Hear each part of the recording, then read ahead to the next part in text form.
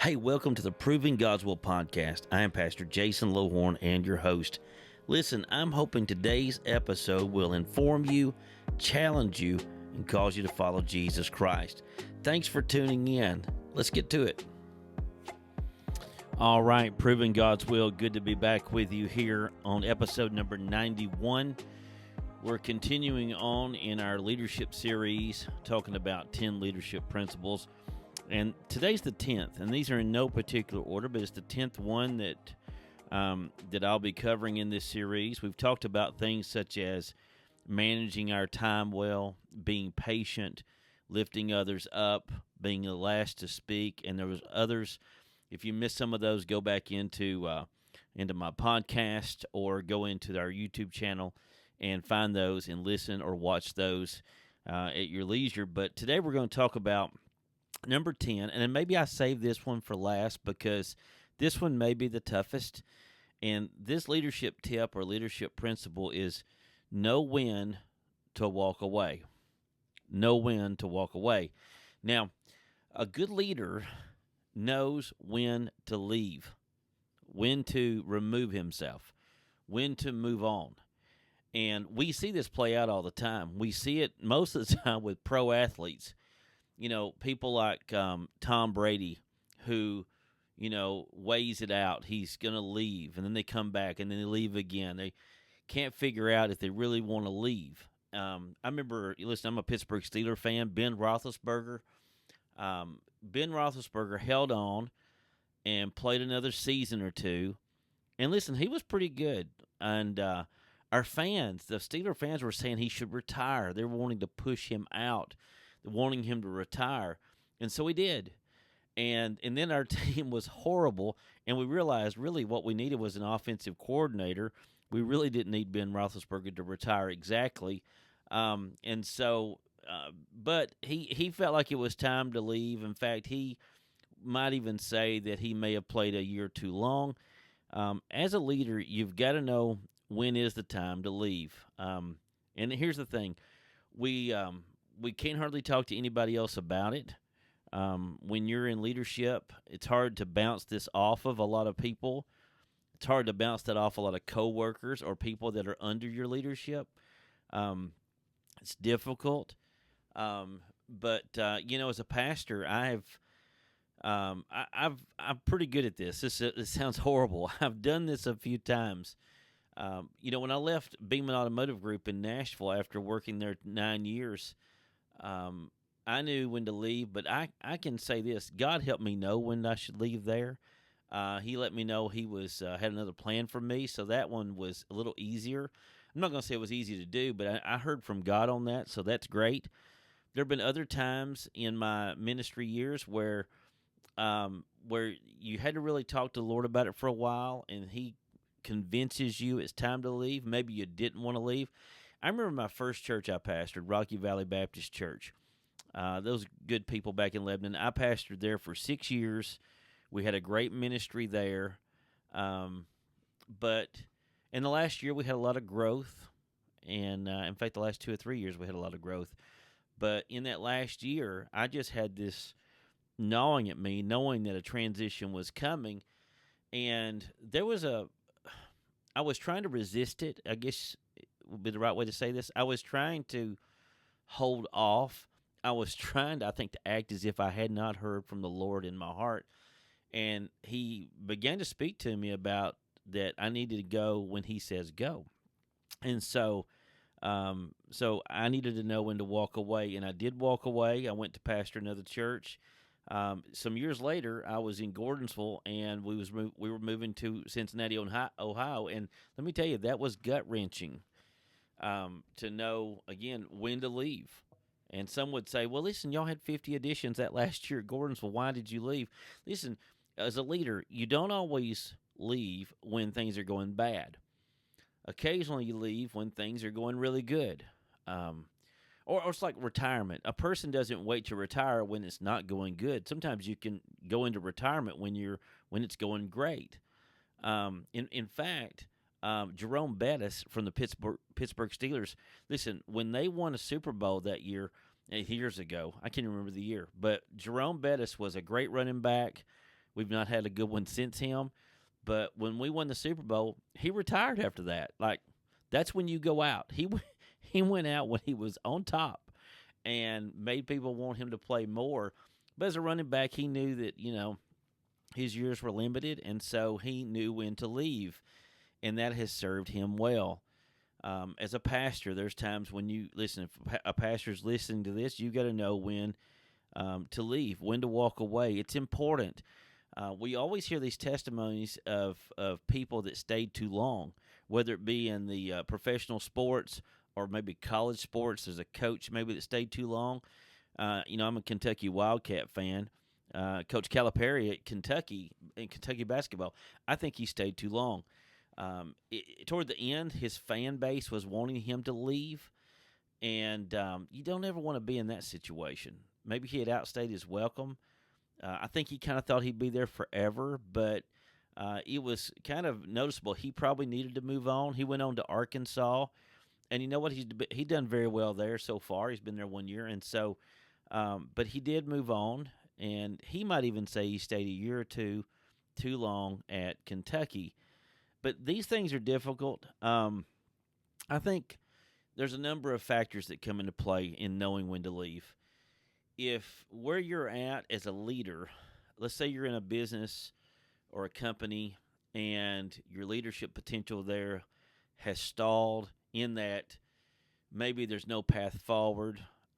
There's maybe a growing discontentment in you that's not fleshly, but it's something that maybe God is leading you toward.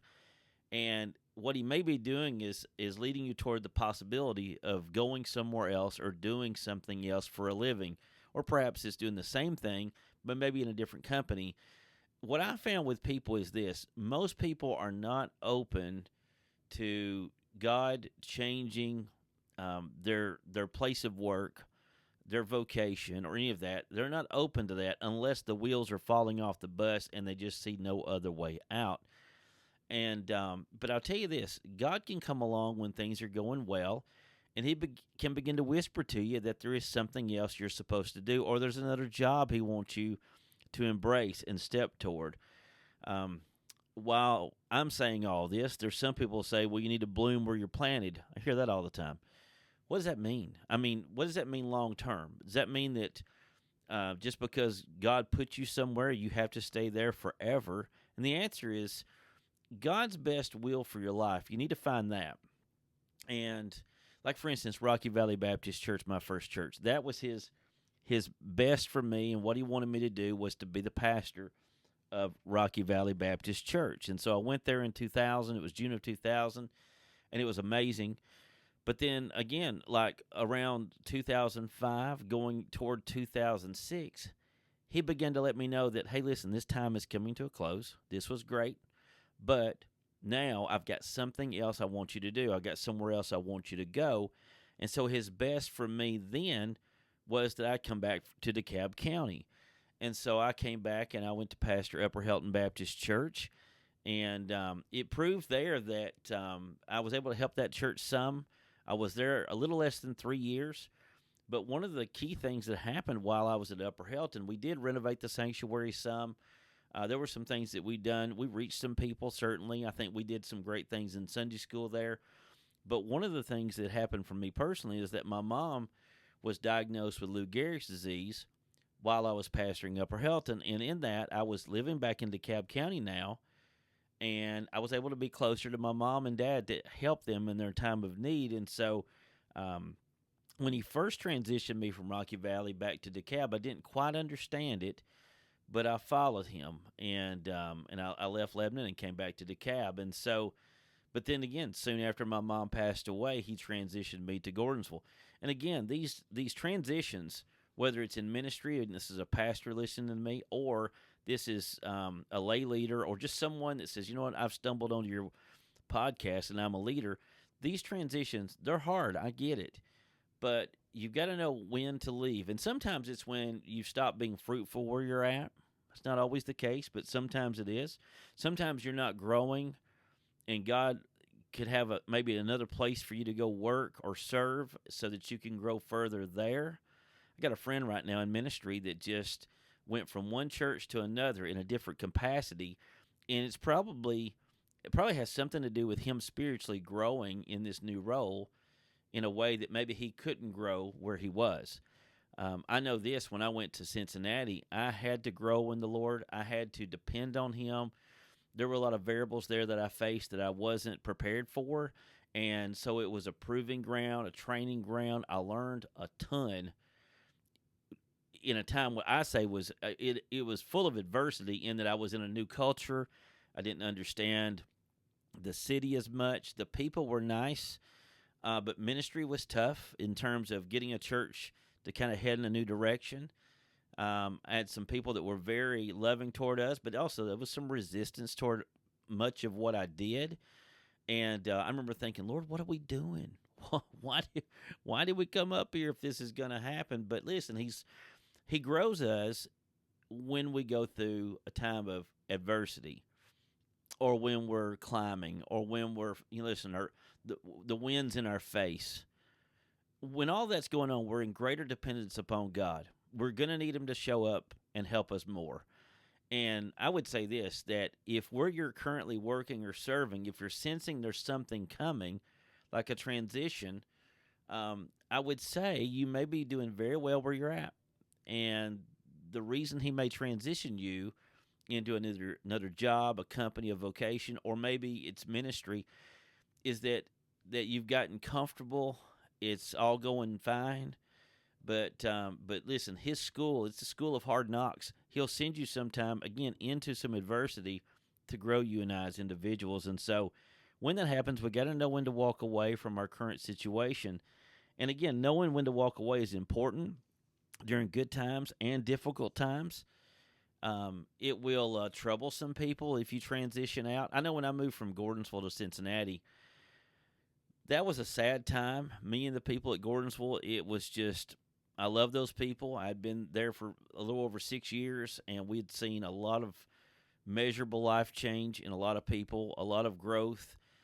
We added a lot of buildings as far as renovations and construction. I felt like I was poured out during those six and a half years, to where everything that God wanted to do in and through me, he was doing. And maybe I needed a different time of ministry or a time of rest. I don't know. But then he took us to Cincinnati, and it was sad. That transition was difficult. But listen, I knew when to leave. On paper, it didn't make a lot of sense. And I told the people at Gordonsville, I said, there's 100 reasons to stay at First Baptist Church Gordonsville. But there was one reason that I was moving to Cincinnati, is because God's still small voice was saying, hey, we're going to go there. I'm going to transition you. So knowing when to walk away is important. I want to ask you to reach out to me. Listen, you can comment on this podcast, or if you're watching this on YouTube, the video version, you can reach out to me. JasonLowhorn@gmail is a way that you can email me. So JasonLowhorn@gmail. You can reach out to me if you're going through a transition and you can't hardly talk to anybody about it. I'll pray with you. I'll help you walk through that. Not that I'm going to have all the answers, but I'm someone that's been down the road, and I know a lot about this topic, and I know that it's important for your witness and for God's glory for you and I to walk away when he wants us to walk away, and to stay when he wants us to stay. We've got to know the difference. And so I'm here for you. If I can help you do that, listen, reach out to me. But knowing when to walk away, that's another leadership tip. And I assure you this, if God transitions you to a new place, he's going to use you there. You're going to grow. You're going to learn a lot of new things. You're going to meet a lot of new people, and maybe your impact could be greater. I know mine, over 25 years, with all these transitions I've had a handful of them. It's helped me reach even more people with the Word of God and the gospel. So listen, thanks for tuning in to Proving God's Will. That's 10 leadership tips. Be sure and check out the rest of our podcast. And thanks. And tell a friend about us. That would be great. Thanks.